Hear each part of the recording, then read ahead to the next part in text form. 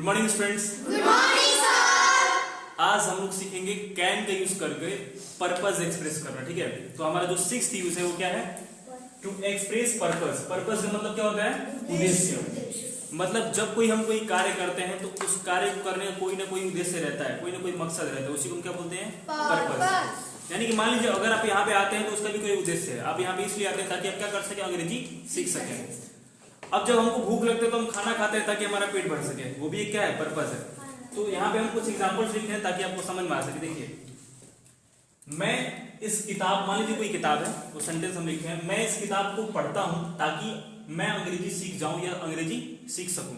ठीक है, तो आप कह रहे हैं कि कोई किताब आप पढ़ रहे हैं और उस किताब को पढ़ने का अपना मकसद ये है कि आप क्या सीख जाएं? अंग्रेजी बोलना सीख जाएं। ठीक है, तो कैसे बनाएंगे इसको? देखिए मैं इस किताब को पढ़ता हूं तो क्या हो जाएगा? I read this book. अब देखिए, ताकि का मतलब होता है सो दैट। क्या होता है? सो that I read this book so that I can, मैं अंग्रेजी सीख सकूं या सीख जाऊं। क्या? आई can learn English. I can learn English. ठीक है, अब दूसरा सेंटेंस देखिए, लिखे हैं हम लोग कड़ी मेहनत करते हैं ताकि हम क्या हो सके? सफल हो सके। तो इसको कैसे बनाएंगे? कि अब यहाँ पे क्या सेंटेंस है, क्या मतलब है? जब हम कड़ी मेहनत करते हैं मुझे सफलता मिलती है, निश्चित है। ठीक है ना, ये कोई कहावत नहीं है। जब भी आप कड़ी मेहनत करेंगे, जिस फील्ड में आप सफलता चाहते हैं, आपको सफलता जरूर मिलेगी। ठीक है ना, तो कड़ी मेहनत करेंगे, हमारा मकसद क्या होता है? सफलता पाना। ठीक है, तो इसको कैसे बनाएंगे? हम लोग कड़ी मेहनत तो क्या हो जाएगा? We work hard so that हमें सफलता मिल जाती है। क्या हो जाएगा? We can get success.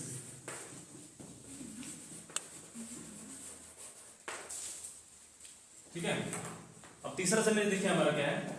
वह खेलता है ताकि वह स्वस्थ रह सके। तो कोई लड़का है, वो खेलता है, उसका खेलने का मकसद ये है कि वो क्या रह पाए?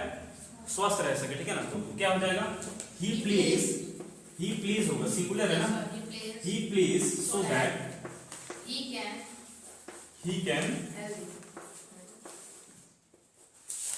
he can be fit या he can be healthy। ठीक है ना, he can be fit कर सकते हैं आप या healthy कर सकते हैं, HEALTH।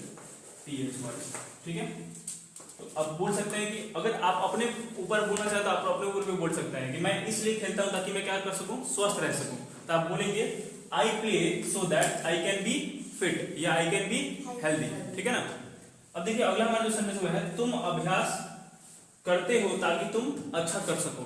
ठीक है, अब मान लीजिए मैं आपको कई बार कहता हूं जब आप बोलेंगे तभी आपको अच्छे से बोलना आएगा। आपको रेगुलर रूप से बोलना चाहिए, डेली रूटीन के रूप में आपको इंग्लिश बोलने की प्रैक्टिस करनी चाहिए, तभी आपको बोलना आएगा। लेकिन आप बोलते नहीं, लेकिन आपको बोलना चाहिए तभी। देखिए, अंग्रेजी जो है एक भाषा है, कोई बहुत बड़ा पहाड़ नहीं कि हम लोग अगर बोलना चाहे तो नहीं सीख पाते हैं, नहीं सीख पाएंगे। ठीक है ना, जैसे हिंदी भाषा है तो हम लोग ये बोलना थोड़ी ना सीखते हैं। अब जब हम लोग एक दूसरे से बोलना सुनते हैं तो हम क्या करते हैं? उसकी बातों को रिपीट करना शुरू कर देते हैं। उसी तरह इंग्लिश भी है। जब आप आपस में डिस्कशन करेंगे कि अगर जाने को गो कहते हैं, आने को कम कहते हैं, ऐसे एक छोटे छोटे वर्ड्स को रिपीट जब करेंगे तो आप लोग आसानी से बोलना सीख सकते हैं। और सिचुएशन में आपको पढ़ाई रहा हूँ, किस सिचुएशन में कैसे हम लोग क्या करेंगे, यूज करेंगे। ठीक है ना, तो यहाँ पे लिखे हैं तुम अभ्यास करते हो ताकि तुम अच्छा कर सको। आप अपने ऊपर भी बोल सकते हैं, मैं अभ्यास करता हूँ ताकि मैं अच्छा कर सकूं। तो यहाँ पे तुम है तो क्या कर देंगे? यू प्रैक्टिस सो दैट, अब क्या लिखे हैं? तुम अच्छा कर सको। तो यू कैन डू बेटर कर सकते हैं या गुड कर सकते हैं। यू कैन डू बेटर या वेल, दोनों में से कोई कर सकते हैं। तुम अभ्यास करते हो, you practice so that you can do better या यू कैन डू वेल। ठीक है, अब जो हमारा लास्ट सेंटेंस है वो है कि मैं अंग्रेजी सीखने जाता हूं ताकि मैं अंग्रेजी सीख सकूं। या अगर आपको बोलना था हिंदी में तो हमको बोलना नहीं, बस सिचुएशन बता रहे हैं। अगर आपको बोलना है कि मैं अंग्रेजी सीखने जाता हूं ताकि मैं अंग्रेजी सीख सकूं, तो क्या बोलेंगे?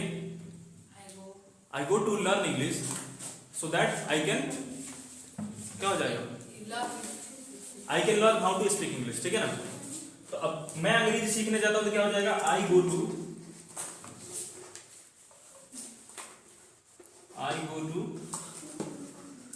लर्न इंग्लिश सो दैट मैं अंग्रेजी सीख सकूं, क्या हो जाएगा, so that I can learn English. अब यहाँ पर अगर आप बोलें कि मैं अंग्रेजी सीखना चाहता हूं ताकि मैं अंग्रेजी बोलना सीख सकूं, तो उसके लिए बोलेंगे कि I go to learn English so that I can learn how to speak English, उस सेंस में उसको बोलेंगे, ठीक है ना। लेकिन अगर सीख सकूं के सेंस में हम लोग लर्न के यूज करेंगे, आई कैन लर्न इंग्लिश, ठीक है ना। आ रही बात समझ में।